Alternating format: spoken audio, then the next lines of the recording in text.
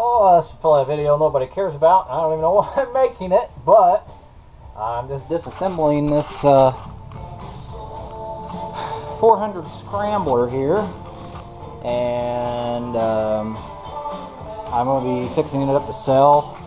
But I thought, well, I've got this cylinder off. Let's just see how it looks compared to a Zilla cylinder. So this is from my original Quadzilla, the 87 cylinder.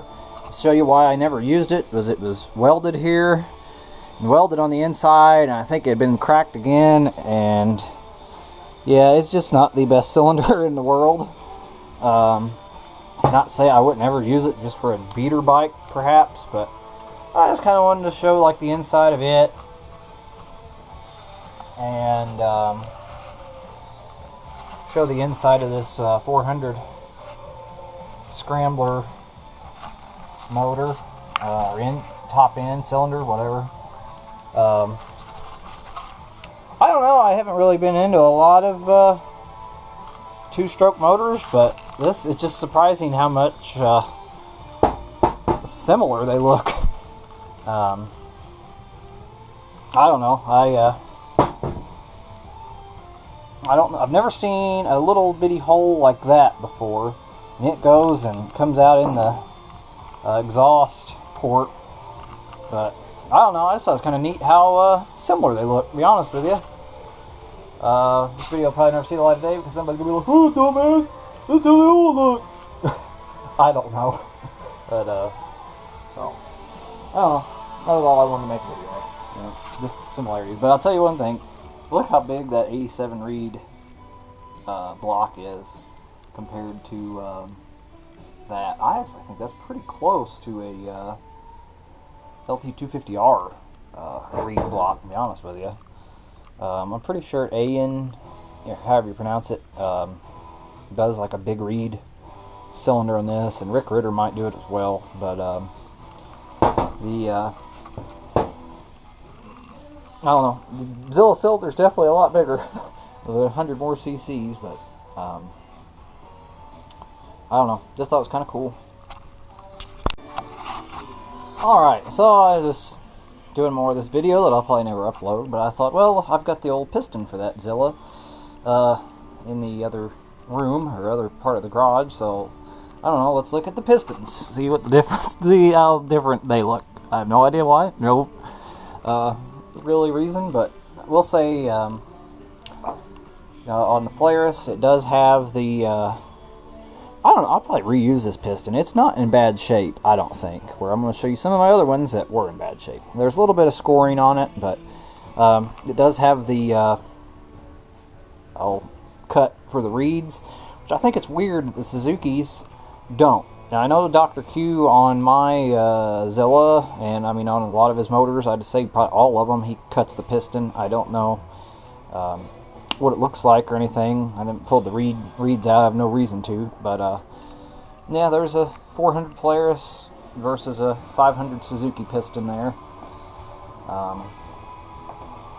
So there you go on that. Definitely a lot bigger. I actually think that's a 535 Zilla piston, but yeah, while we're looking at pistons, let's look at a this is an lt250r piston out of Doug's bike, and this is a RM86 RM250 piston out of a motor I've got. Big things I notice on them is this one's a one ring, this one's got two. The 86 I did a video on is the same cylinder as the 87 lt250r, so I kind of wonder what advantage might be with running a looks like the dome on this one's a little bit bigger. The head looks totally different. This is different for sure, but I'd like to see what if I had an engine to spare, run an RM250 piston and an lt250r. And I mean, I don't know if it's any lighter. I'd like to weigh them.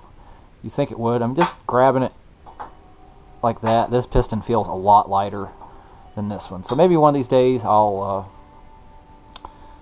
try to build a motor myself, you know, and learn a little bit more about them, cut the piston and all that stuff for the reeds. That's what I'd like to do anyway.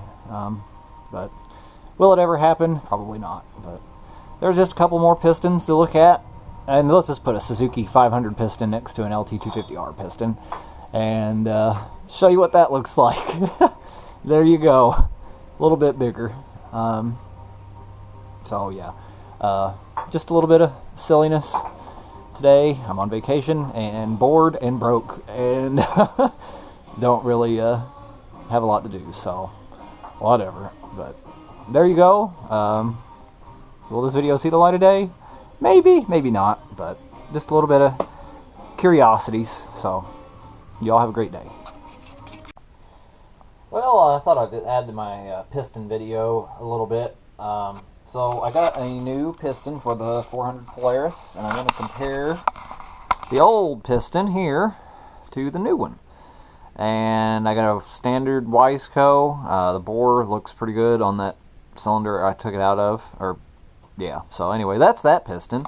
And this is the Wiseco. So I don't know a whole lot about reed valves and whatnot, but it seems to me like this is probably a way better piston. And just physically, you know, just judging by the looks of my eye, it does look like it's got a little bit more of a dome on it than the stock one does. I might be wrong.